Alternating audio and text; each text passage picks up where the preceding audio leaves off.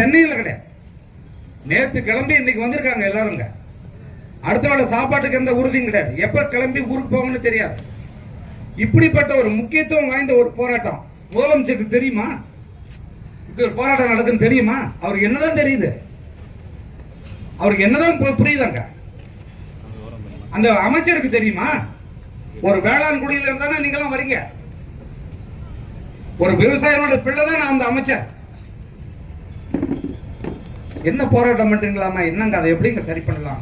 என்ன செய்யலாம்? வாங்க, யாராவது கூப்பிட்டு பேசிருக்கீங்களா? அது வரைக்கும் ஏன் கூப்பிட்டு பேசல? எல்லாம் கத்திட்டு போவான். இதுல எந்த கூட்டத்திலே கொஞ்சம் பேர் நாங்க போய் அப்படி நடந்துங்க அப்படி நடந்து சொல்ற ஆளு கூட இருந்தாலும் இருக்கும். கோச்சிட்டா கோச்சிங்க, எனக்கு ஒரு பிரச்சனை கிடையாது. இதுதான் நடக்குது. எல்லாம் நான் பார்த்துருக்கேன். அடிச்சு விரட்டி இருக்கேன். போங்க எனக்கு விரட்டி இருக்கேன். நான் அப்படி ஆளுனா அவங்க கிட்ட யாரு தேர்தலில் நின்னாங்களோ அவங்களே போய் நிக்க கூடாதுன்னு சண்டை போட்டாள்னா. முதல்ல ஒண்ணு தெரிஞ்சுக்கங்க. நீங்க ஒரு நடிகை வந்து இந்த இடத்துல பேசினா 500 கேமரா வரும். உங்களை யாராவது மதிக்கிறாங்களா? யாராவது மதிக்கிறாங்களா? இந்த ஊடகங்கள்ல நடத்துறது யார்? இன்னைக்கு நீங்க விவசாயம் பண்ணாலும் முன்னாடி உங்களுடைய முன்னோர்கள் ஒரு விவசாயி தானே. விவசாய பிரச்சனைக்காக தான் வந்திருக்கோம். எங்களுடைய செய்திகளுக்கு நீங்க முக்கியத்துவம் கொடுங்க. எங்களுடைய செய்திகளுக்கு முக்கியத்துவம் கொடுங்க. ரொம்ப வருத்தத்தோட சொல்றேன். என்னங்க ஒவ்வொருத்தருடைய பேரா சொல்லி அவங்கள மகிழ்விக்கிறது இதுல நேரம் இல்லை. அந்த நேரம் நான் வந்ததே வேற ஒண்ணுமே கிடையாது. விவசாயிகள் ஏன் போராடணும்? முதல்ல வெளிநாட்டுக்கெல்லாம் போறீங்களா? அந்த அமைச்சர்கள்லாம் எதை பார்த்துட்டு வரீங்க? போய் என்ன செய்றீங்க? அங்க பாக்குறீங்களா அங்க விவசாயம் எப்படி இருக்கு? விவசாயிகள் அந்த நாடு எப்படி வச்சிருக்கு? யாராவது தெரியுமா உங்களுக்கு? ஒரு கூட்டத்தோட போறீங்க, அங்க எல்லாம் மகிழ்ச்சியா இருந்துட்டு வந்துடுறீங்க. இதான் நடக்குது. விவசாயி தான் முடிவு பண்றான் எல்லா நாட்டிலையும், தெரிஞ்சுக்கங்க. பொருளை உற்பத்தி பண்ணாங்க பாருங்க. பேசுறேன் வெளியே போய்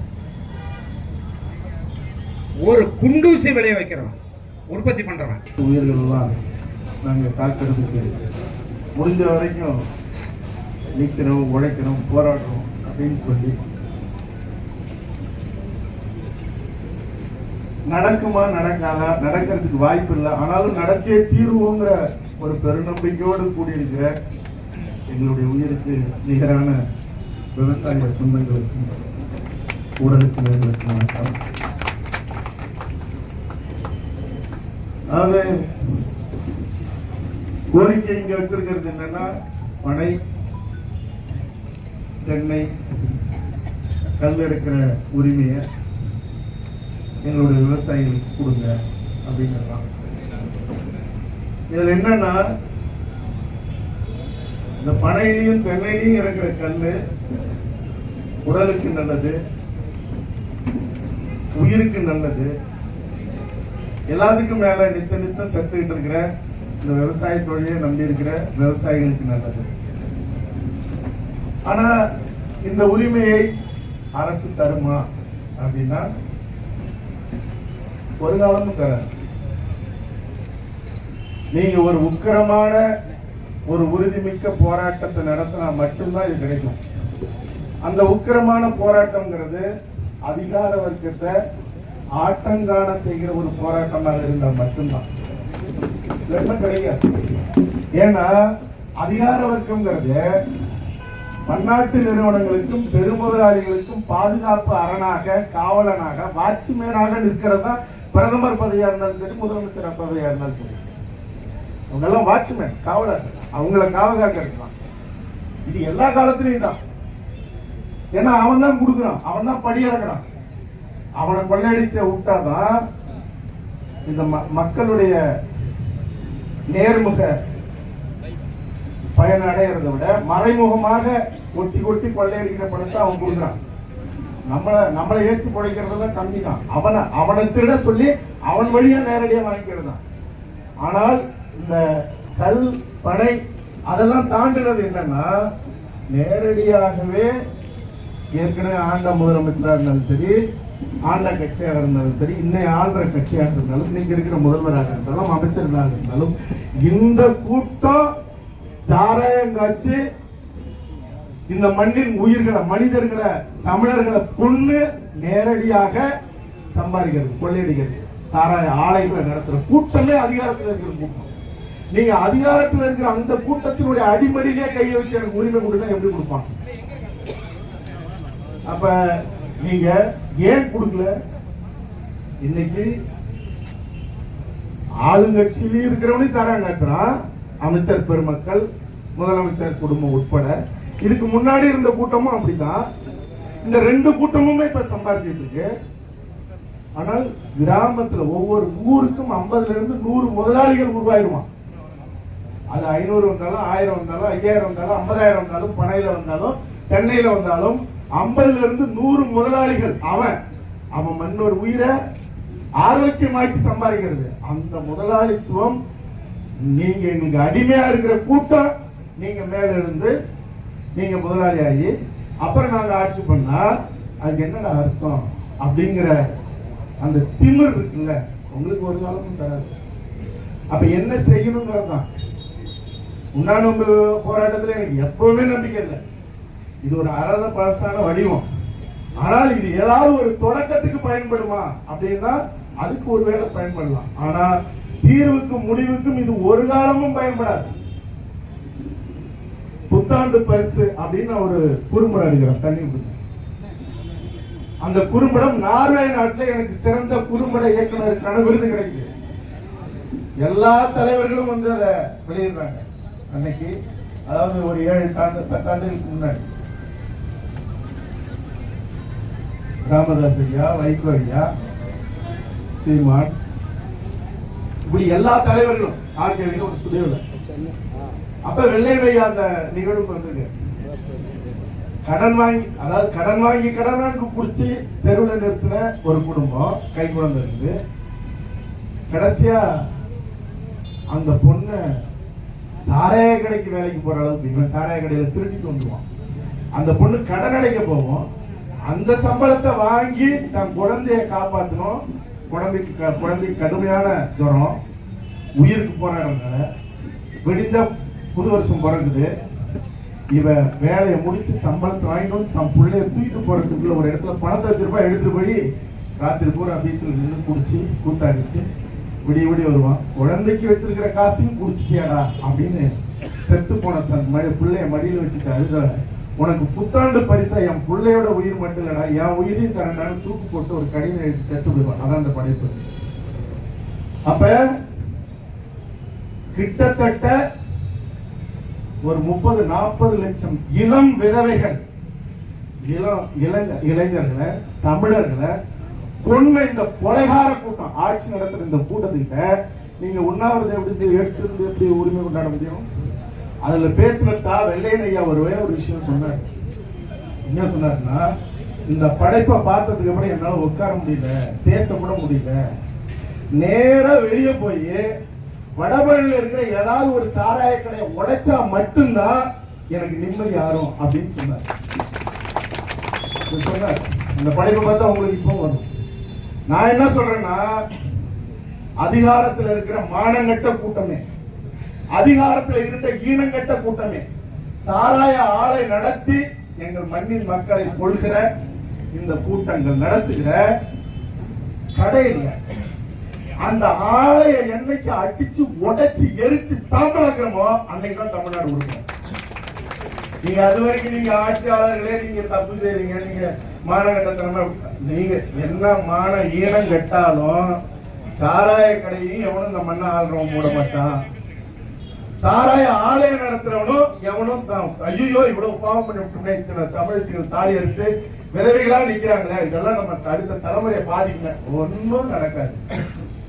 நீங்க சாராய ஆலை எங்கெங்க இருக்குன்னு கணக்கெடுத்து இந்த மானங்கட்ட கூட்டம் ராத்திரில உட்காந்து அழுதாலும் சரி, அல்லது எரிச்சு அடிச்சு சாம்பலாக்குறான்ல அவனை தூக்கி தூக்கல போட்டாலும் சரி, ஜல்லிக்கட்டு போல ஒரு நாள் திரட்டி இந்த இளைய தலைமுறை அடிச்சு அதை எரிக்காம எவன் தாலி இருக்கு? நீ பாரின் தர குடிக்கிற, எங்களை கொள்ளையடிச்ச பணத்துல பாரியில போய் நீங்க வந்து முதலீடு செய்யற, தீவு வாங்கி போடுற, நாளைக்கு வேற கிரகத்துல கூட போய் வாழ்ந்துருவ. இங்க இருக்கிற நீ பண்ற அக்கிரமத்துக்கு. ஆனா இந்த மண்ணிலேயே மண்புழு போல, மாடம் போல விழுந்து உழுந்து பிறண்டு இந்த மண்ணுல அவன் வாழறதுக்கு மட்டும் இல்ல, எல்லாரும் வாழறதுக்கு செத்து செத்து இன்னும் போராடிட்டு இருக்கிற இந்த விவசாயிகளுக்கு என்ன தீர்வு? ஆனா இந்த போராட்டம் சரியா வராது. நீங்க பனைங்கிறது என்ன? இந்த மண்ணினுடைய கற்பக தருங்கிறான். கற்பக தருன்னா உலகத்துல ஈடு இணை இல்லைங்க. எந்த உயிருக்கும் நிகரானது இல்ல பனை. பனைதான் இந்த உலகத்தினுடைய ஆதி மரங்கிறான். நீங்க எடுத்துங்க, அதனுடைய மகத்துவம் எவனுக்கு தெரியும்? தெரிஞ்சுதான் நம்ம அந்த மரத்தோட உறவு வச்சிருக்கோமா? இல்ல பாக்குறோமா? பார்வை வேர்ல இருந்து நுனி வரைக்கும் பனை கொடுக்கிற அந்த பலன்கிறது உலகத்துல எதுவுமே இல்லை. நீங்க வேற எடுத்துங்க, மருத்துவம். நீங்க நடுப்புற இருக்கிற தண்டு எடுத்துங்க, அதுதான் நம்மளுக்கு வீடு கட்டுறதுக்கு வரேன். அதுக்குள்ள இருக்கிற உலக்க தான் குத்தி சித்திங்கிறதுக்கு நம்மளுடைய இது. நீங்க நொங்கு எடுத்துங்க, உடம்புக்கு குளிர்ச்சி. நீங்க அது கொடுத்த அந்த வெள்ளம், பனை வெள்ளம் இருக்குங்க, அதுதான் மருந்து. அதுதான் தமிழர்களுடைய ஆதி மருந்து. அதனுடைய ஓலை குடிச்ச நமக்கு எல்லாமே எல்லாமே. அது இல்லைன்னா இன்னைக்கு இலக்கியம் இல்லை, தமிழர் வரலாறு இல்லை. எல்லாத்துக்கும் மேல பஞ்ச காலங்கள்ல காது பஞ்சாயத்து சொல்றாங்கல்ல, நான் பனையை பத்தி ஒரு குறும்படம் இருப்பேன்.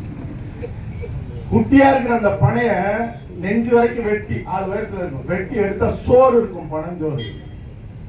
அது நீங்க ஒரு நாளைக்கு சாப்பிட்டீங்கன்னா 10 நாளைக்கு வலிமை கொடுக்கும், பசியும் ஆற்றும். தாயை விட மேலானது பனை.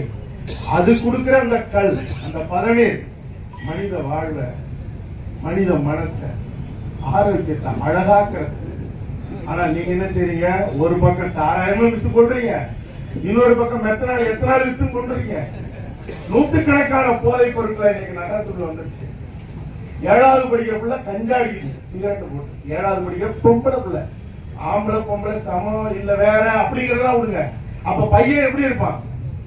இதெல்லாம் தமிழ்நாடு அதிகார வர்க்கத்துக்கு தெரியாதுன்னு இன்னைக்கு வந்து ஒருத்தர் கைது பண்றாங்க, சாதிக் பாஷானா. பின்னாடி இருந்தது யார் யார், எவன் எவனா இருந்தான், என்ன நடவடிக்கை எடுத்தீங்க? உங்களுக்கு தெரியாதா? இந்திய அரசுக்கும் தெரியும், தமிழ்நாடு அரசுக்கும் தெரியும். எல்லா கட்டத்திலையும் ஆளுங்கட்சியில இருக்கிறவங்க தான் அதுக்கு எல்லாத்துக்குமே கூட, போன ஆட்சியில இருந்தாலும் சரி, இந்த ஆட்சியில இருந்தாலும் சரி, எவன் மேல நீங்க நடவடிக்கை எடுத்தீங்க? என்ன உங்களுடைய போக்கு? அந்த விஷயத்துல தமிழ்நாடு அரசுக்கு இந்திய ஒன்றிய அரசுக்கு என்ன உடன்படிக்கை? நீங்க எதிர்க்கலாம், கூட்டணி இல்லாம இருக்கலாம். யாரு மாட்டினா நீ விட்டுரு, ஆளு மாட்டினா நான் விட்டுறேன். என்ன மாடகட்ட அதிகாரம் இருக்கும், வெக்கமா இல்ல உங்களுக்கு? எவன் தவறு செஞ்சாலும் தவறுன்னு சொல்லி அவனுக்கு தண்டனை கொடுங்க. 10 பேருக்கு இருந்து தமிழ்நாட்டில் புறப்பட்டு உள்ள வருது. அந்த 10 பேர் அடையாளம் உங்களுக்கு தெரியாதா? அது 100ஆவது, 1000ஆவது, லட்சமாவது. நீங்க இந்த இடத்துல கஞ்சா வாங்கலாம், எங்களோட காவல்துறை தெரியும். இல்லன்னு சொல்லுங்க. இந்த இடத்துல அதுக்குண்டான இணையத்துல நீங்க தட்டினீங்கன்னா கரெக்டா இந்த சிவப்பு கொடைக்கு பக்கத்துல ஒருத்தர் வருவான், அப்படி கையில கொடுப்பான், காசு வாங்கிட்டு போயிட்டே இருப்பான். இப்படி தமிழ்நாடு பூரா, தெருக்கள் பூரா, கல்லூரிகள் பூரா, பள்ளிகள் பூரா, எல்லா இடத்திலும் கஞ்சாவில இருந்து பல நூற்றுக்கணக்கான போதைப் பொருட்கள் இங்க நடமாடுது. எல்லாருக்கும் கமிஷன் போகுது. காவல்துறை தொடங்கிய அமைச்சர்ல இருந்து எம்எல்ஏக்கள்ல இருந்து எல்லாருக்கும். முதலமைச்சர் தான் சொல்லணும், எனக்கு வந்ததா இல்லையாப்பா, வருதுதா இல்லையான்னு சொல்லணும், இல்லைன்னு சொல்ல முடியாது. அப்ப என்ன உங்க போக்கு? ஏன் சாராய கடை? நான் கேட்கிறேன், சாராயம் வித்துதான் பொழப்பு அரசாங்கம் நடத்தணும்னா இந்த மாநில வேலை எனக்கு வேணான்னு தூக்கி போட்டு, இல்லாட்டி போனா எப்பா என்னால சாராயம் விற்காம அரசாங்கம் நடத்த முடியாதுப்பா அப்படின்னா கல் எல்லாம் பணம் எல்லாம் இறக்க வேணாம். ஒவ்வொருத்தரும் தமிழ்நாட்டில் இருக்கிறவன் உனக்கு குடும்பம் நடத்த முடியல, சோறு இல்லையா, கஞ்சா வித்து பயிரிட்டுங்க, கள்ளச்சாரை காத்து வித்து பொழைச்சிட்டு போன்னு சொல்லியா? ஒன்னால எப்படி கையாளாக தினத்துல நீ சாராயம் காத்து விற்கிறியோ, அது போல கையாளாக எல்லாத்தையும் குடிக்க வச்சு தெம்பெல்லாம் போச்சு இல்ல, உடம்பு வலிமையெல்லாம் போச்சு இல்ல, நீ சாராயம் காட்சிக்க சொல்லு. சட்டம் நீதிமன்றம் எதுக்கே இருக்கு நீங்கெல்லாம்? ஏன்னா அது அரசு அரசு நடைமுறை. அரசு வந்து ஒரு முடிவு எடுத்தா தலையிட முடியாது. அப்ப எத்தனை நாள் 67 பேர் செத்தானே, நீதிமன்றம் என்ன செஞ்சு? நான் கேட்கிறேன், நீதி அரசர்கள் நீங்க என்ன செய்வீங்க? நான் கேட்கிறேன், உங்களுக்கு எனக்கு எந்த பகைலாம் இல்ல. ஆனால் என்ன மாதிரி இருக்கிறவங்களே கேட்கலன்னா உங்களை மாதிரி இருக்க புத்திக்கு யாரும் அடிச்சு சொல்றது, உடைச்சு யார் சொல்றது? நீதிமன்றம் எதுக்கு இருக்கு? 67 பேர் செத்தாங்க, போய் முதலமைச்சர் பார்வையிடுன்னு சொல்றது உங்க வேலையா? சொல்லுங்க. உன் வீட்டுக்குள்ள உன் குடும்பத்துல 4 பேர் செத்து இருந்தா நான் நீதியரசர்களை எல்லாத்தையும் கேட்கிறேன், உரிமையோட கேட்கிறேன். உன் வீட்டுல கள்ளக்குறிச்சியில 4 பேர் செத்து இருந்தா இந்த வார்த்தை நீங்க போய் பார்த்துட்டு வாங்க, கல்வராயன் சொல்லுவீங்களா? ஏன் சாராய கடை பாதியா குறைந்து ஒரு அதிரடியான தீர்ப்பை ஏன் கொடுக்க கூடாது நீதிமன்றம்? நீங்க கொடுக்க மாட்டீங்க. உங்க ஆளுக்கு அவங்க ஆதரவு, அவங்களுக்கு உங்க ஆதரவு. அது எப்படி? ஒரு கட்சி வந்த உடனே, ஆட்சிக்கு வந்த உடனே அதுல இருக்கிற அத்தனை பேர் ரவுடி பொறுக்கி, அவன் எம்எல்ஏ இருப்பான், அவன் சொந்தக்காரன், எல்லா வழக்கையும் எப்படி தூக்கி போடுறீங்க? எல்லா வழக்கும் எவ்வளவு ரத்து ஆகுது, எல்லா நீதிமன்றங்களும் ரத்து பண்ணிடுது. ஆனா எங்க மாதிரி போராட்டம் 22 வழக்குங்கிறது 24 மாறுது. எங்க வழக்கு மட்டும் இழுத்துக்கிட்டே இருக்குது. எப்படி அது? அப்ப திருநவன் கொள்ளையடிச்சாலும் அதிகாரத்துல வந்து அவங்க மேல இருக்கிற வழக்கு இழுத்துக்கு போடலாம், அவன் எவ்வளவு நாள் தப்பு பண்ணலாம், மறுபடியும் ஆட்சிக்கு வரவங்களும் எதுவும் செய்ய மாட்டான். ஏன்னா ஐயோ நம்மளுக்கு அவர் விட்டு கொடுத்தாருல, என்ன மாநகரத்தனம். இதே பனைக்கு, அதாவது தூத்துக்குடியில் திருநெல்வேலியில் வெட்டி வித்தாயா? வெட்டி விக்கிறது மட்டும் இல்ல, செங்கல் சூளைக்கு உள்ள போய் சொல்லணும், ராத்திரில லோட போகும். நாங்க போய் எத்தனை போராட்டம் நடுராத்திரில மறிச்சலாம். இன்னைக்கு இருக்கிற மெய்யநாதன் அவர்கள், சகோதரர் மெய்யநாதன் விளையாட்டுத்துறை அமைச்சரா இருந்தார். ஒரு நாள் அவர்கிட்ட பேசிட்டு இருக்க ஆதங்கத்தோட, அவர் புதுக்கோட்டையில நெடுவாசல்ல நம்ம போய் 12 முறை அவங்களோட போராடி இருக்கேன். அப்ப அவரு அப்ப ஆளுங்கட்சி இல்ல, அங்க நட்பானவர். இங்க சொல்லும் போது அவரு நீங்க உடனே கொடுங்க ஒரு டிராப்ட் நாங்க வடிவமைப்போம். அது இறைவன் பையாவுக்கு போச்சு. ஏற்கனவே எத்தனையோ அறிக்கை போராட்டம். ஒரு நாள் சொல்றாரு, பனை வெட்டினா நீ 10 வருஷம் தண்டனை, 10 லட்ச ரூபா அபராதம், அந்த வண்டியை சீஸ் பண்ணா வெளியே விட மாட்டோம், இதெல்லாம் முடிவு பண்ணியாச்சு, நீங்க எங்கிட்ட பேசி நம்ம ஒரு வரைவு போட்டதான் சட்டமா வரப்போகுது வந்ததையும் சொன்னாரு. இதுல எங்களுக்கு பெரிய, இதுல முன்னாடி போராடினதோ அல்லது இப்படி ஒரு சட்டம் போட்டதோ ஒரு குறிப்பிட்ட அளவு தான் மகிழ்ச்சி. ஆனால் அந்த பணையை வச்சுட்டு அவன் என்ன செய்வான்? அந்த கல்லை கொடுத்தா அவனுக்கு 4 காசு கிடைக்கும், அதை குடிச்சா இவனு ஒரு ஆரோக்கியமா இருப்பான். இதுக்கெல்லாம் வழியே இல்லையே. ஏன்? கொள்ளையடிக்கிற கூட்டம் கொள்ளையடிச்சுட்டே இருக்கும். அதனால கேட்கிறேன், மயிலேனா இறகு போடாது. பழமொழி சொல்லிட்டு தான் போகணும். உனக்கு இறகு வேணுமா, மயில புடுங்கு, அவ்வளவுதான். மயில் எந்த மயில் கொடுக்கணும்? அரசாங்கத்திட்ட நீங்க கோரிக்கை வைக்கிறது அதுதான். அதனால ஒண்ணு எங்களுக்கு குடு, இல்லாட்டி போனா நேர சாராய ஆலைகளை முற்றுகையிட்டு அடிச்சு உடைச்சு சாம்பலாக்கு. சட்டத்துல என்ன இடம் இருக்குன்னு பார்ப்போம். நீ சிறைச்சாலையை நிரப்பதுன்னா நாங்க வரோம். அதை தவிர்த்து ஒரு காலமும் இந்த மண்ணுல எந்த உரிமைக்கும் தீர்வு தராது. அதனால இந்த போராட்டங்களை தொடர்ந்து அவர் சங்கர் பச்சான் சொன்னார்ல, என்னைக்கு கேட்டு என்னைக்கு நீங்க இல்ல, இது என்ன நடக்க போகுது? நீங்க ஒரே விஷயம் தான், அதிகார வர்க்கம் ஆட்டம் காணுகிற அளவுக்கு ஜல்லிக்கட்டை போல இந்த மண்ணில் விரைவில் அப்படி ஒரு போராட்டம் நடக்கும். நான் சொல்றது எல்லாமே ஏதோ ஆருடமோ ஆன்மீகமெல்லாம் இல்லை.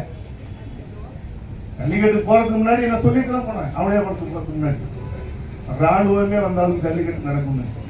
இன்னைக்கு நடக்கிற இந்த மது ஊழல், இந்த மண்ணின் பூர்வகுடி மக்களுக்கு கொடுக்காத இரட்டடி படிக்கிறது, நிரந்தரம் அழிச்சு ஒழிக்கிற இந்த திட்டங்கள் எல்லாமே இன்னைக்கு வங்காளதேசம் சந்திச்சிருக்கு. தெரியுதுல்ல? யாரை தந்தைன்னு சொன்னானோ அவனுடைய நினைவிடங்கள் எல்லாம் அடித்து நொறுக்கப்படுகிறது. அந்த வரலாறு தமிழ்நாட்டில் திரும்பாம இருக்கணும்னா இந்த மண்ணின் பூர்வடி மக்களின் விவசாயிகளின் மதிய எதிர்க்க துணிந்தால் தமிழ் மேலும், எதற்கும் துணிந்தால் மட்டும்தான் தமிழ் ஆளும். தமிழ் ஆண்டால் மட்டும்தான் இந்த மண்ணின் தடம், கடையம், வரலாறு, கலை, பண்பாடு இது அத்தனையும் இந்த மண்ணுக்குரியவர்களுக்கு நிலைக்கும் தடைக்கும். நன்றி, வணக்கம்.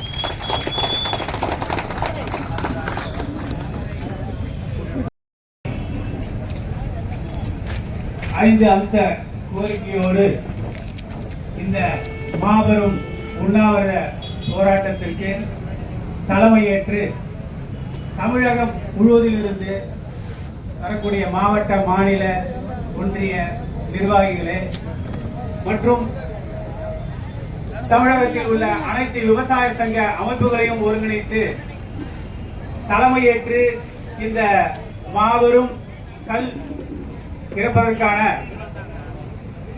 அனுமதியை வழங்கிட கோரி தலைமையேற்று சிறப்பாக ஒருங்கிணைத்திருக்கும் நம்மளுடைய தலைவர், விவசாயிகளின் விடிவெள்ளி, விவசாயிகளின் போராளி, தமிழக அரசையும் மத்திய அரசுகிட்டையும் நம்முடைய கோரிக்கைகளையும் நம்முடைய அன்றாட பிரச்சனைகளையும் விவசாயிகளுடைய ஒவ்வொருடைய வேதனைகளையும் தன்னுள் அடக்கி அதை நாள் முழுவதும் விவாதித்து மத்திய அரசையும் மாநில அரசிடம் கொண்டு சென்று தொடர்ந்து போராடி வெற்றி கண்டவர்தான் நமது தலைவர் ஐயா PR பாண்டியன் அவர்கள். அவர்களை இந்த நேரத்திலே வணங்கி இந்த மாபெரும் போராட்டம் இந்த தமிழக அரசு, அதாவது சாராய நடத்திதான் இந்த ஆட்சி நடத்த வேண்டும், இந்த சாராயத்தால் தான் இந்த ஆட்சி நடக்கிறது என்றெல்லாம் இன்று நிறைய கேள்விப்பட்டிருக்கிறோம், நிறைய பார்த்திருக்கிறோம். ஆனா சாராயத்தால் சீரழிந்து அதை வழிநடத்தும் மாண்புமிகு தமிழக முதலமைச்சர் ஐயா மு.க. ஸ்டாலின் ஐயா அவர்களே தங்களை வற்புறுத்தி தங்களை இந்த கோரிக்கை, அதாவது கல்லுக்கு தடையை நீக்கிடு என உலகுக்கே உணவளிக்கும் விவசாயிகள் இன்று உண்ணா விரதம் இருந்து தன்னை வருத்தி இன்று மாபெரும் இந்த போராட்டத்தை துவங்கியிருக்கிறோம். மாண்புமிகு தமிழக முதலமைச்சர் அவர்கள் டாஸ்மார்க்கால் பல தாய்மார்கள் தாலி அறுத்து வீதியிலே தன்னுடைய பிள்ளைகளையும் தன்னுடைய அடுத்த வாழ்வாதாரத்தையும் இழந்து பல கஷ்டங்களை அனுபவித்து வருகிறார்கள். ஆனால் இது உங்களுக்கு தெரியுமா தெரியாதா என்பதை இந்த கூட்டம் நிரூபித்திருக்கும். இந்த கூட்டம் வாயிலாகவாது தெரிந்து கொள்ளுங்கள். ஊருக்கே உணவளிக்கக்கூடிய இந்த உழவர்கள் உணவருந்தாமல் இன்று தங்கள் உடலை வருத்தி இந்த கோரிக்கையை முன்வைத்திருக்கிறார்கள். எனவே மாண்புமிகு தமிழக முதலமைச்சர் அவர்கள் கோரிக்கையை நிறைவேற்றி தர வேண்டும் என்று இந்த நேரத்திலே கேட்டுக்கொள்கிறேன். அதே போல இந்த தமிழக அரசு தன்னுடைய கொள்கையிலிருந்து இதை கொஞ்சம் விலக்கி தங்களுடைய இந்த பனை விவசாயிகள், அதே போல கொங்கு மண்டலத்திலே வந்திருக்கிறாங்க, அவங்க கல் இறக்கியே தீர்வோம், நீங்க கொடுத்தாலும் கொடுக்கலனாலும் தடையை நீக்கினாலும் கொடுத்து, அதாவது நான் கல் இறக்கியே தீர்வோம் என்ற ஒரு முழக்கத்தோடு கொங்கு மண்டலத்தில் இருந்து இந்த வீர மங்கைகள்லாம் இங்க வந்திருக்கிறாங்க. வேலு நாச்சியார் அவங்கள எல்லாம் வந்திருக்கிறாங்க இங்க. அதே போல இந்த அரசாங்கம் இதெல்லாம் பரிசீலனை செஞ்சு இந்த தமிழக மக்களுக்கான ஆட்சியா இல்ல மதுபான உற்பத்தி செய்யக்கூடிய இந்த மந்திரிகளுக்காகவும் இந்த கார்பரேட் கம்பெனிகளுக்கு உண்டான ஆட்சியா என்பதை மாண்புமிகு முதலமைச்சர் அவர்கள் இன்று உணர்வார். உணர்ந்து எங்களுக்காக, மக்களுக்காக, மக்கள் ஆட்சிக்காக, உங்களை நம்பி ஓட்டு போட்ட இந்த விவசாயிகளுக்காக நீங்கள் இந்த கல்லுக்குண்டான தடையை நீக்கி இந்த ஏழை விவசாயிகளையும் இந்த தமிழக மக்களையும் பாதுகாக்க வேண்டும் என்று இந்த நேரத்திலே கேட்டுக்கொண்டு இங்கே வருகை தந்திருந்த அனைத்து விவசாயிகளுக்கும், விவசாய குடி எனது அருமை சொந்தங்களுக்கும், தமிழ்நாடு அனைத்து விவசாய சங்கங்களின் ஒருங்கிணைப்பு குழுவின் சார்பாக எனது நன்றியையும் வணக்கத்தையும் தெரிவித்துக் கொள்கிறேன். நன்றி நன்றி. நம்ம தெரிஞ்சுக்கணும். நிறைய பேர் ஒரு 34 வருஷம் ஆகுது, 37 வருஷம் ஆகுது, 40 வருஷம் ஆகுது, 50 வருஷம் சொல்லியிருக்காங்க. கல்லுக்கு தடை போட்டு 1937 தான் முதலாக மதுவிலக்கு சட்டம், தமிழ்நாடு மதுவிலக்கு சட்டம் கொண்டு வரப்பட்டது. அதாவது 1937 என்பது ஆங்கிலேயர் ஆட்சி காலம். அப்பதான் முதல்ல தடை போட்டாங்க. எங்கன்னா ஒருங்கிணைந்த சேலம் மாவட்டம், ஒருங்கிணைந்த வடகாடு மாவட்டம், கடப்பா, சித்தூர் ஆகிய 4 மாவட்டத்தில் முதல்ல தடையை போட்டுட்டு தடையை அமல்படுத்தினாங்க. அதுக்கப்புறம் 10 வருஷம் கழிச்சு 1948 ஓமந்தூர் ராமசாமி ரெட்டியார் முதலமைச்சராக இருக்கும்போது மொத்த தமிழகத்துக்கும் அந்த சட்டத்தை அமல்படுத்தினாங்க. அதுல இருந்து இன்னைய வரைக்கும் கல்லுக்கு தடை இருந்துட்டே தான் இருக்குது. இடையில 1971 ஐயா கலைஞர் அவர்களும் 1981 ஐயா எம்ஜிஆர் அவர்களும் கல்லு கடைகள் விட்டாங்க. கல்லு தடை நீக்கத்துக்கும் கல்லு கடை விட்டதுக்கும் பெரிய வித்தியாசம் இருக்குது.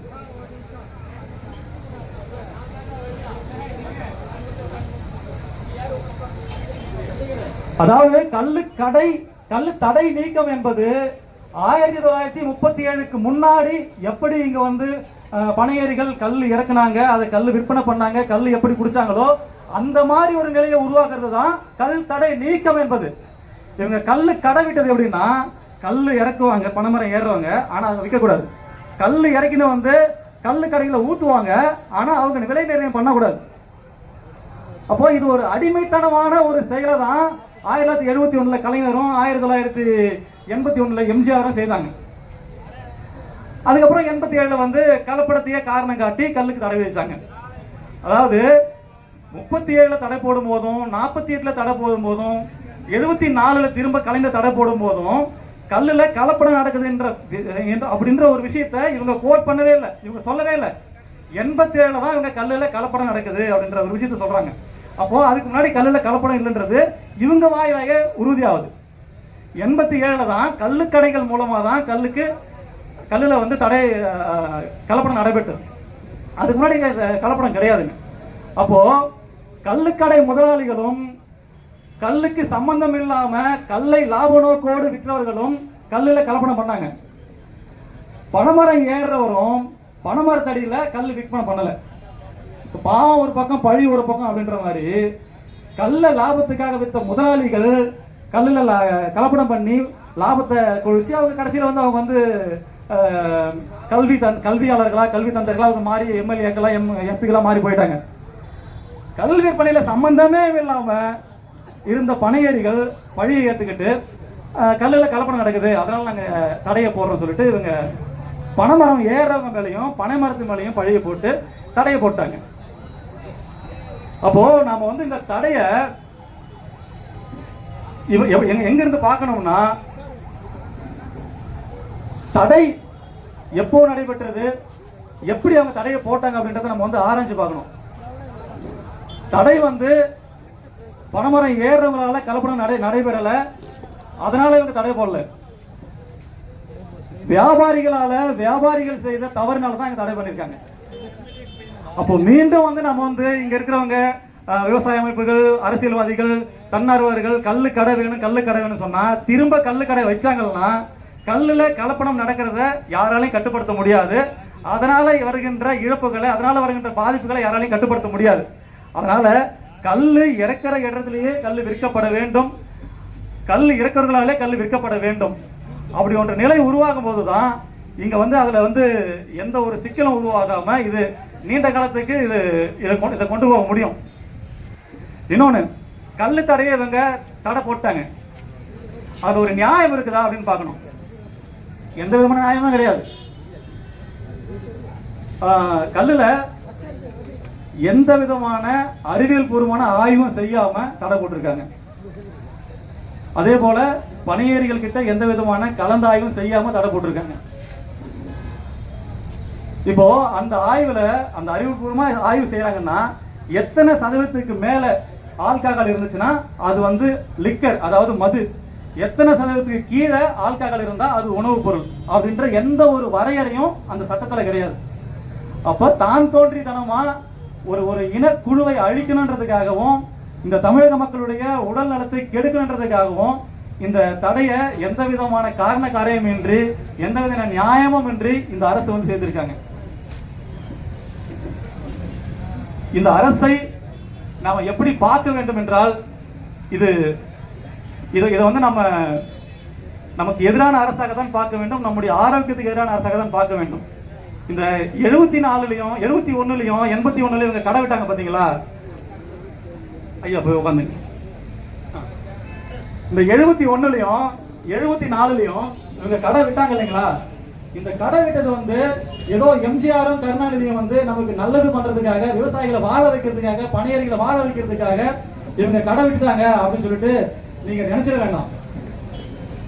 நாமள ஒரு சோதனை எலிகளா நம்ம பழக்கப்படுறதுக்காக அவங்க இந்த கடைகள் விட்டாங்க. அதாவது நாம கல்லை எங்க குடிப்போம்? கல்லை வந்து ஒரு ஒரு பனஞ்சாலையிலயோ ஒரு பனந்தோப்புலயோ ஒரு பனங்காட்டில போய் குடிப்போம் போயிட்டு. அப்போ இவங்க வந்து இந்த அயல்நாட்டு மதுபானங்களை இங்க வந்து ஒரு தோப்புலையோ ஒரு காட்டிலயோ விற்க முடியாது. இவங்க ஒரு கடையில தான் வச்சு விற்க முடியும். அப்போ அந்த கடையில வச்சு விற்கணும்னா நம்ம மக்கள் வரணும் இல்லையா? வரமாட்டாங்க. ஏன்னா அவங்களுக்கு வந்து சிறந்த உணவா இருக்கிற சிறந்த மருந்தா இருக்கிற கல் வந்து அவங்க காட்டிலே கிடைக்குது. அப்ப ஏன் அவன் கடை நோக்கி வர போறான்? இப்ப கடை நோக்கி இவனை கொண்டு வரணும்னா முதல்ல அதுக்கு தடையை போடணும். தடையை போட்டு ஒரு பற்றாக்குறை உருவாக்கணும். அதுக்கப்புறமா அதே கல்லை கொண்டு வந்து அந்த கடையில வச்சு விற்கணும். அதுதான் வந்து நடந்தது 71 81. அந்த கடையில வச்சு வித்து நம்முடைய கல்லு அந்த கடையில விற்குதுன்னு சொல்லிட்டு அவன் அந்த கடையை தேடி போகணும். அது தேடி போயிட்டு அந்த கடையில வந்து கல்லை குடிச்சு பழக்கப்பட்டதுக்கு அப்புறமா அந்த கல்லுக்கு தடையை போட்டுட்டு அதே கடையில இந்த அயல்நாட்டு மதுபானங்களை வந்து வச்சு விற்கணும் அப்படின்றதான் எங்களுடைய திட்டம். இப்ப நம்ம விவசாயிகள்லாம் ஆடு மாடு வாங்கிட்டு வந்தோம்னா இந்த வெளிநாட்டுல இருந்து வந்த இந்த இலை தலைகள், இந்த சூபாப்புல், இந்த சவுண்டுல, இந்த கிளரி செடி எல்லாம் வந்து ஆடு மாடு தின்னாது. அப்ப அது என்ன பண்ணுவாங்கன்னா இந்த ஆடு மாடை வந்து பழக்கிறதுக்காக ஒரு 3 நாள் 4 நாள் பட்டி போட்டுட்டு அதுக்கப்புறமா வந்து இந்த கிளரி சீடாவையும் இந்த சூபாப்புலையும் போடுவாங்க. அது என்ன பண்ணோம்னா அதுக்கு பிடிக்கலனா கூட அதை தின்னு வைக்கும் பசிக்காக.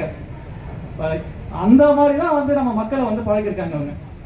நம்முடைய பானத்தை, நம்முடைய உயர்வான மருந்தை இங்க தடை பண்ணிட்டு அதை வந்து நமக்கு கிடைக்க விடாம பண்ணி அதுக்காக நம்ம இயங்கும் போது ஏதோ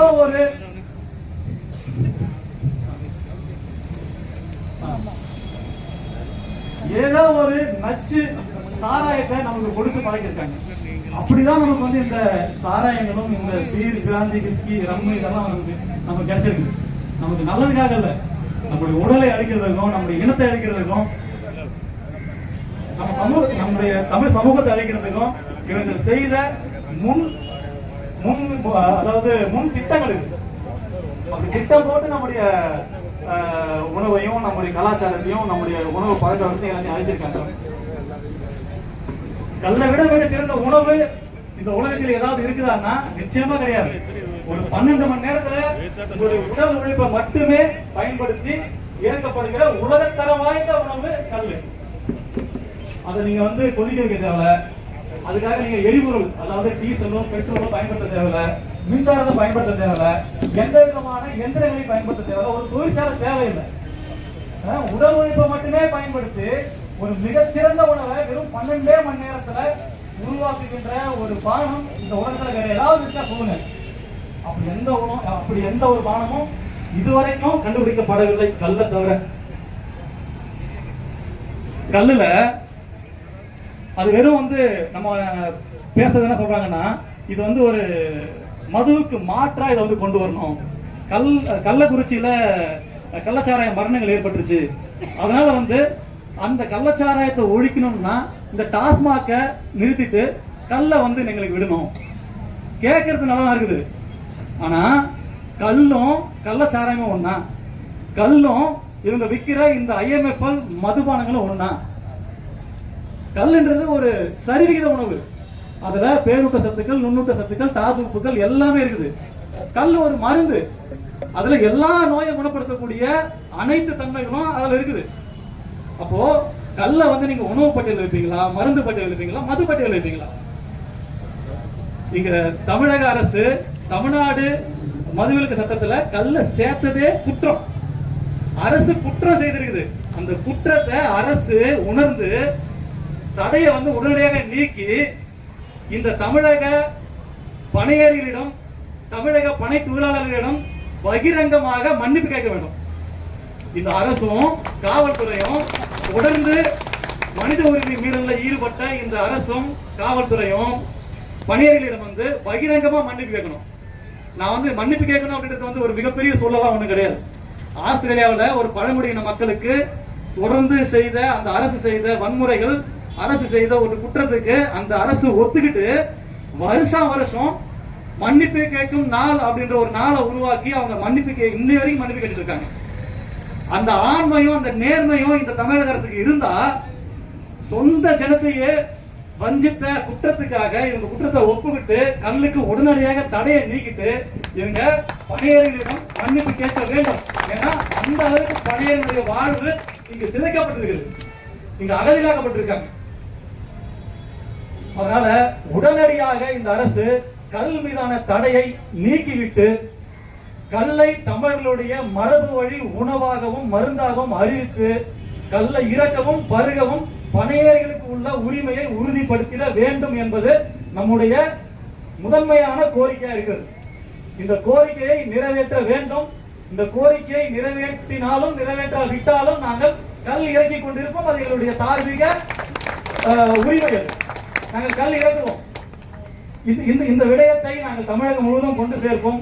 யாரு கல் இறக்கினாலும் அவர்கள் நேர்மையான முறையில் லஞ்சம் கட்டாமல் நாங்கள் கல் இறக்குவோம் என்று யார் முன்வருகிறார்களோ அவர்களுக்கு சட்ட விழிப்புணர்வு ஏற்படுத்தவும் அவர்களுக்கு வழி சொல்லவும் நாங்கள் தமிழ்நாடு பணியாளர் பாதுகாப்பு இயக்கம் தயாராக இருக்கிறது.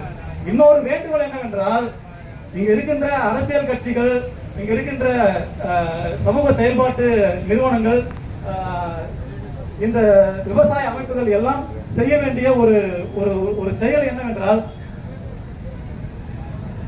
இந்த அரசாங்கம் கல் தடையை எப்பொழுது நீக்குகிறதோ என்று எங்களுக்கு தெரியாது. ஆனா இன்னைக்கும் பணியாளர்களுக்கு பசிக்கும், இன்னைக்கும் விவசாயிகளுக்கு பசிக்கும். அப்ப இன்னைக்கு அவங்களுக்கு ஒரு வாழ்வாதாரத்தை உண்டாக்க வேண்டும். இன்னைக்கு அவங்க கல் இறக்கினா அவங்களுக்கு பாதுகாப்பு கொடுக்க வேண்டும். அவங்க கல் இறக்கி அவங்க விற்பனை பண்றதுக்கு, கல் இறக்கி அவங்க வாழ்வாதாரத்தை பெருக்கிறதுக்கு வழிவகை செய்ய வேண்டும். அப்போ மாவட்டத்தோடு இருக்கின்ற தங்களுடைய கட்சிகளின் வழக்கறிஞர் அணியை பயன்படுத்தி அவர்களுக்கு உதவி செய்யலாம். விவசாயிகள் அமைப்பு ஒவ்வொரு மாவட்டத்திலும் இருக்கிற ஏதாவது ஒரு கிராமத்தை தத்தெடுத்து அந்த கிராமத்தில் இருக்கிற பணியாளர்களுக்கு சட்ட விழிப்புணர்வு ஏற்படுத்தி அவர்கள் கல்வி இறக்கி அதன் மூலமாக அவர்கள் பொருளாதாரத்தை ஈட்டிட அவர்கள் வழிவகை செய்யலாம். அரசியல் கட்சிகளும் செய்யலாம், தன்னார்வலர்கள் தொண்டு செய்யலாம், விவசாய அமைப்புகளும் செய்யலாம். இப்படி ஒரு மாதிரியை உருவாக்கினால், ஒரு மாதிரியை உருவாக்கும் போது இப்ப பாருங்க, எங்க ஊர்ல பாத்தீங்கன்னா இந்த மாமூல் கட்டி லஞ்சம் கட்டி கல் இறக்கும் போது வெறும் 30 பேர் தான் வந்து மரம் ஏறிருந்தாங்க. ஆனா இன்னைக்கு லஞ்சம் இல்ல, கலப்படம் இல்ல, நாம உழைக்கின்ற அந்த உழைப்பு, நம்முடைய வருமானம் அனைத்துமே நமக்கே அப்படின்ற ஒரு நிலை வரும்போது இன்னைக்கு 130 பேர் வந்து மரம் ஏறிருக்காங்க. அப்ப இந்த நிலையை வந்து ஒவ்வொரு கிராமத்திலும் உருவாக்க வேண்டும். இதுதான் நம்முடைய சங்கங்களின், விவசாய அமைப்புகளின், அரசியல் கட்சிகளின், தன்னார்வ தொண்டர்களின் வேலையாக இருக்க வேண்டும் என்று கூறிக்கொண்டு நன்றி தெரிவித்துக் கொண்டு தான் இவரை எனக்கு தொலைபேசியில் அறிமுகப்படுத்தி இந்த போராட்டத்தில் பங்கேற்க விரும்புகிறார். நாங்கள் அவருக்கு ஒரு சட்ட ஆலோசகராக இந்த அமைப்பை நடத்தி கொண்டிருக்கிறோம் என்று சொன்னார்கள். அந்த அடிப்படையில் தான் அவர் உடனடியாக அவரை அழைப்பதிலே பெயர் போட்டு அவரை அழைத்திருந்தோம். மிக சிறப்பான ஒரு உரையை, நிறைய விவரங்களை சொல்லியிருக்கிறார். நீங்க சொன்ன அடிப்படையில அனுமதிங்கிற வார்த்தையை நாங்க எடுத்துட்டு தடையை நீக்குங்கிற வார்த்தையை இதிலிருந்து பயன்படுத்த நாங்கள் தயாராக இருக்கிறோம். உங்களுடைய அனுபவபூர்வமான பல கருத்துகள் இடம்பெற்றிருக்கிறது. அதிலே பனையேறிகளுடைய உரிமை, விற்பதற்கு அனுமதி, விவசாயிகள் கல்லை விற்பனை செய்வதற்கு ஒரு கடை வேண்டும் என்று கேட்டது இவர்களால் அல்ல, கேரள அரசு அப்படி ஒரு முறையை பின்பற்றுகிறது. கல்லை நீங்க சொன்னது போல மாமூல் வாங்கிட்டு காவல்துறை மூலமா இளமர காய்மறியா கல்ல உற்பத்தி செய்யற போது அவங்க கலப்படத்துக்கு வழிவகுக்குது. நாங்க அந்த மாமூல்லாம் இன்று எங்களுடைய உரிமை என்கிற உரிமையை உறுதியாக்குகிற உங்களுடைய கொள்கை போராட்டம் இருக்கிறது, அது முழு வெற்றி பெறும். அதனால ஒரு விவசாய அமைப்புகள் என்று சொல்லுகிற போது இவர்கள் என்ன சொல்கிறார்கள், இவருக்கு 1000 மரம் இருக்கலாம், ஆனால் 15 மரத்தில் கல்லு கட்டி அவருக்கு ஒரு நாளைக்கு ஒரு 2000 ரூபாய் ஒரு குடும்ப வருவாயை போக்குகிற வகையில் ஒரு திட்டமிட்டு நடத்துகிறார்கள். இதிலிருந்து மாற்றம் காணப்பட வேண்டுமானால் ஒரு 1000 மரம் இருக்கிற இடத்தில் ஒரு 500 மரங்களை கல் விற்பனை செய்ய வேண்டுமானால் அரசு அந்த கல்லுக்கடைகளை திறந்து இந்த கல்லை ஆய்வு செய்து அன்றாட விநியோகிக்க வேண்டும் என்கிற அடிப்படையில் கேரள அரசாங்கம் இந்த நடைமுறையை பின்பற்றுவதாக இந்து தமிழ் பத்திரிகையுடைய ஆசிரியர் அசோகனுடைய மனைவி, அவர் அஞ்சனா என்கிற ஒரு பத்திரிகையாளர், ஒரு ஊடகவியலாளர், இந்த கருத்தை ஆய்வுபூர்வமாக சென்று ஆய்வு செய்து அவர்களோடு அங்கே கலந்துரையாடி இதெல்லாம் தொகுப்பாகவே வீடியோவாக வெளியிட்டிருக்கிறார். அது ஒரு பார்வையில் அது ஒரு விவசாயிகளுக்கு பாதுகாப்பானது. அது உங்களுடைய பார்வை, இது பனையேறிகளுடைய கொள்கை, இது வாழ்வாதாரம், இது எங்களுடைய வாழ்வுரிமை. பனைமரத்தில் கல்லை இறக்கி அங்கே நாங்கள் விற்பனை செய்வோம், மிக சரியாக. ஆனா தென்னை மர விவசாயிகளுக்கு அது பொருத்தம் இருக்காது என்கிற அடிப்படையில் அவர்கள் அந்த கருத்தை சொல்லியிருக்கிறார்கள். அதே உங்கள் கருத்து, உங்கள் பார்வையில் பனையேறிகளுக்கு அது 100க்கு 100 பொருத்தமானது.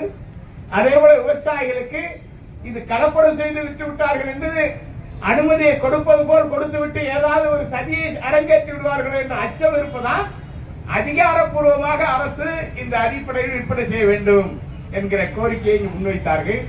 ஆகவே நம்ம 2 பேருடைய நோக்கம் ஒன்று, பார்வை வேறு. அந்த பார்வையில் இருக்கிற கருத்துக்களை உள்வாங்கி அதை இணைந்து செல்வதற்கான வாய்ப்புகளை தொடர்ந்து உருவாக்குவோம். உங்களோடு இணைந்து பணியாற்றுவதில் பெருமை கொள்கிறோம். ஒரு சாதாரண போராளிகள் அல்ல, ஒரு மிகப்பெரிய போராளிகள். இன்றைக்கும் வலிமையோடு அந்த பகுதிகளிலே பனைமரங்களிலே இவர்கள் விவசாயிகள், இவர்களுக்கு பல அரசியல் செல்வாக்குகள் இருக்கிறது, பின்புலம் இருக்கிறது, பல குடும்ப செல்வாக்குகள் இருக்கிறது. இங்கே கொங்கு மண்டலத்தில் இருக்கிற பெரிய செல்வந்தர்கள் வரையிலும் எல்லாருக்குமே தென்னன் தோப்புகள் அதிகமாக இருக்கிறது. அதே ஒரு கட்டத்தில் ஐயா நல்லசாமி அவர்கள் மீது ஒரு பார்வை இருந்தது. இவர் பெரும் முதலாளிகளுடைய தூண்டுதலில், அரவணைப்பில், ஆதரவில் இந்த போராட்டத்தை நடத்துகிறார் என்கிற ஒரு விமர்சன கருத்து ஒன்று இருந்தது, மறுக்க முடியாது யாரும் நம்மளால. ஆனா அவருடைய நோக்கம் அதுவல்ல. அவர் உண்மையாவே ஒரு போராளி தான். அவர் விவசாயிகளுடைய தென்னங்கல் என்பது அவர் மருத்துவ குணங்கிறது தான் அவருடைய வாதம். அது விவசாயிகளுடைய உரிமை என்பதுதான் அவருடைய வாதம். அதே போல பனையேறிகளுடைய உரிமை என்பதுதான் அவருடைய வாதம். அது காலப்போக்கில் தான் மாற்றம் காண முடிந்தது. காரணம், விவசாய அமைப்புகளோ இந்த மாதிரியான உழைப்பாளி மக்களுடைய ஒற்றுமையை சீர்குலைப்பதற்கென்றே அதற்கு தலைமை தாங்குகிறவர்கள் மீது பல அவச்சொல்கள், விஷம பிரச்சாரங்கள் செய்வது இயற்கையான ஒன்று. அதை நான் சுட்டிக்காட்டுவதற்காக சொல்கிறேன். ஆகவே ஒன்றிணைந்து செயல்படுவதற்கான வாய்ப்பை இன்றைக்கு இந்த களம் உருவாகி இருக்கிறது. பலரை பல மாவட்டங்களுக்கு அறிமுகப்படுத்தி இருக்கிறது. பாண்டியன் பனையேறி யார் என்று இந்த ஒளிபெருக்கியில் பேசுகிற வரையில் எனக்கு தெரியாது. நான் காலையிலிருந்து அதை கேட்டுக்கொண்டே இருந்தேன். அவர் மதியம் வந்துவிட்டதாக சொன்னார்கள். மற்றவர்கள் வருவதில் சில காலதாமதம் இருந்தது, வந்த பிறகு இணைந்து பேசுகிறோம் என்று சொன்னார் என்ற தகவலை சொன்னார்கள். இன்னும் சற்று முன்னதாக பேசியிருந்தால் கூட இன்னும் அது பலருக்கு பலன் அளித்திருக்கும். ஆகவே இப்பொழுது உண்மையான போராளிகள் உங்களோடு இருக்கிறவர்கள் தொடர்ந்து பயணிக்க தயாராக இருக்கிறோம் என்கிற உத்தரவாதத்தை சொல்லி, அடுத்து நமது கிராமணி மக்கள் முன்னேற்ற இயக்கத்தினுடைய திருவள்ளூர் மாவட்ட பொறுப்பாளர் VS முனிரத்னம் அவர்கள்.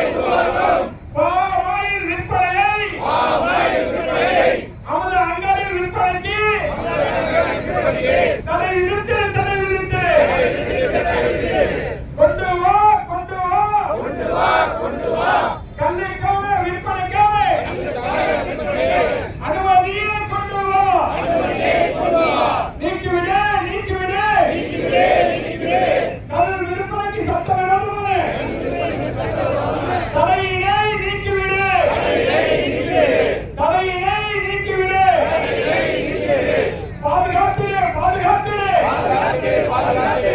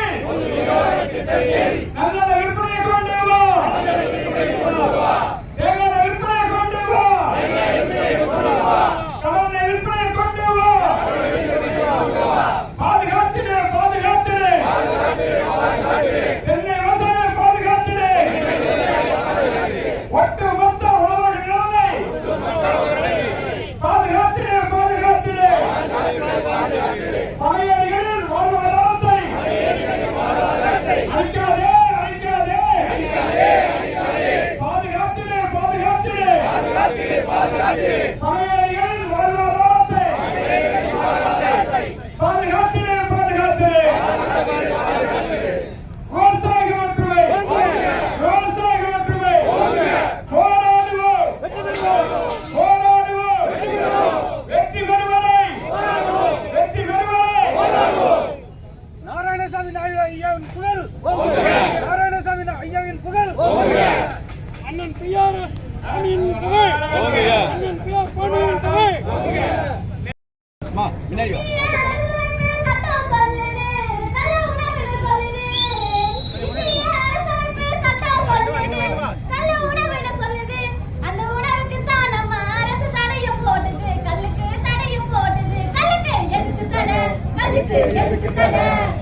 எதுக்கு தடை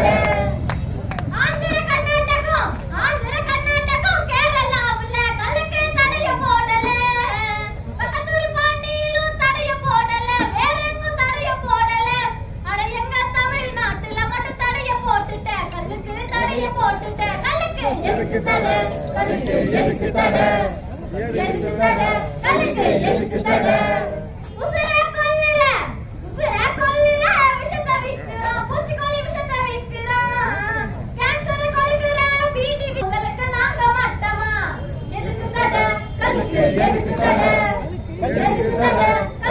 எதுக்கு தடை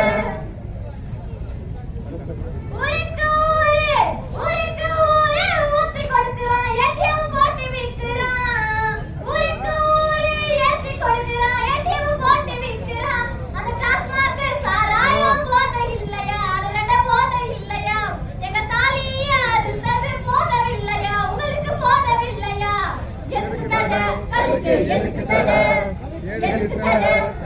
எதுக்கு தடை சாதி மத நாடு கடந்து எங்க பணம் வரும் சாதி மத நாடு கடந்து எங்க பணம் வரும் அதை நாங்க விரும்புறோம் பண்ணைய மீட்டெடுக்க உங்ககிட்ட நாங்க கிளம்புறோம் கல்ல மீட்டெடுக்க உங்ககிட்ட நாங்க கிளம்புறோம் தட்டி கேட்க நாங்க கிளம்புறோம் எதுக்கு தடை கல்லுக்கு எதுக்கு தடை கல்லுக்கு எதுக்கு தடை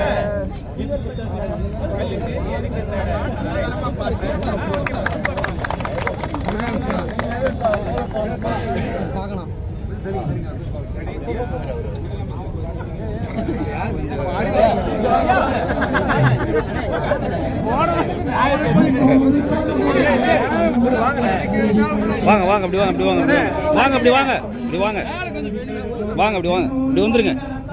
என்னோடு பயங்கரத்தான் எங்க பணைய கண்டுபிடிச்சோம் வாழு பனையோடு பனைக்கு பூசையத்தான் போடு எங்க வாழு பனையோடு பனைக்கு பூசையத்தான் போடு நாடாண்ட ராசா யாரும் எங்க கல்ல தடுக்கவில்லை நாடாண்ட ராசா யாரும் எங்க கல்ல தடுக்கவில்லை யாராண்டு பயனும் இல்ல எங்க வாழ்க்கை சுகமும் இல்ல ஊரூராக திரிஞ்சோம் அட எங்க பணைய மறந்தோம் ஊரூராக திரிஞ்சோம் அட எங்க கல்ல மறந்தோம்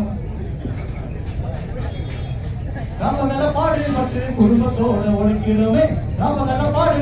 குடும்பத்தோட ஒழிக்கிறோமே மொத்த பணம் ஏறனையா எங்கூட பணம் தூக்கணையா உனக்கு எதுக்கு லஞ்சம் நாங்க என்ன குற்றம் செஞ்சோம் வெள்ளக்காரன் போட்டானையா விளங்காத சட்டம் ஒண்ணு வெள்ளக்காரன் போயே கூட்டான் சட்டம் மட்டும் இன்னும் இருக்கு அவன் சட்டத்தை நீ மாற்று இல்ல போட மாட்டோம் ஓட்டு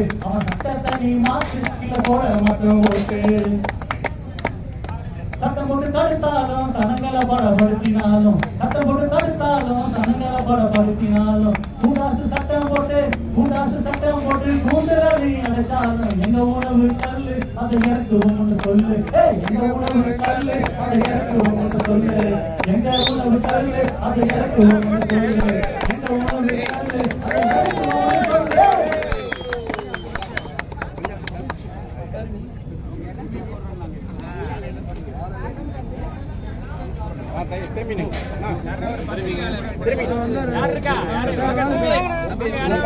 நீங்க போங்க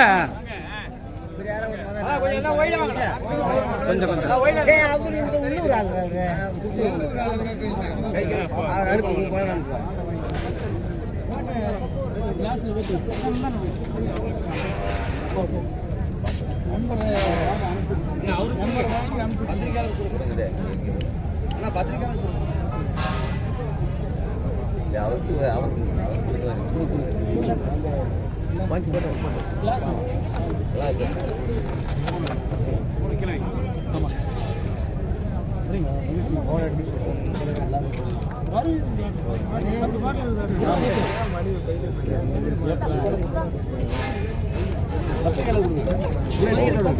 மீடியா வாங்கப்பா போங்க என்ன மாட்டி